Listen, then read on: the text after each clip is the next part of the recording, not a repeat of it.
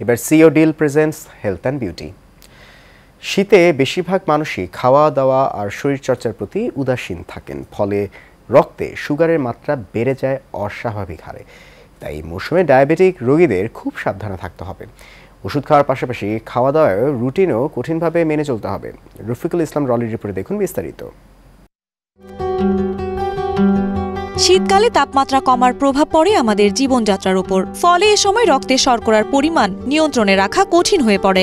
অনিয়ন্ত্রিত ডায়াবেটিসের হাত থেকে বাঁচতে মেনে চলুন পরামর্শগুলো। শীতকালে যেহেতু প্রচুর গ্রিন শাকসবজি পাওয়া যায়, আমরা এগুলো খেতে বলি। ভিটামিন সি যুক্ত ফলগুলো খাবে, প্রোটিন খাবে, তাহলে ইমিউনিটিটা বাড়বে, সেক্ষেত্রে আক্রান্ত হারটা কমে আসে। আরেকটা জিনিস হচ্ছে এই যে ড্রাইনেসটা ডেভেলপ করছে, বিকজ আমাদের আর্দ্রতা থাকতেছে না বাতাসে, স্কিনটা শুষ্ক হচ্ছে, সেক্ষেত্রে হাইড্রেশনটা খুবই ইম্পর্টেন্ট একটা রোল। পেশেন্টের যদি কোনো কিডনি রিলেটেড প্রবলেম না থাকে, সেক্ষেত্রে আমরা বলে দিই শীতকালে অ্যাটলিস্ট 2 থেকে 2.5 লিটার পানি সে খাবে, এবং মাঝে মাঝে সে লাল চা নিল, সেটা লেবু আদা দিয়ে, তাতে হয় কি সে ময়েশ্চার হচ্ছে সুন্দর করে। ডায়াবেটিসের রোগীদের প্রতিদিন 30 থেকে 40 মিনিট হাঁটতে হবে অথবা ব্যায়াম করতে হবে। শীতকালে যদি কষ্ট হয় কিংবা যাদের শ্বাসকষ্ট বা হাঁপানির সমস্যা আছে, তারা বিকেলে অথবা সকালেও হাঁটতে পারেন। হাঁটা বা শরীরচর্চা শরীরের ইনসুলিনের কর্মক্ষমতা বাড়াবে।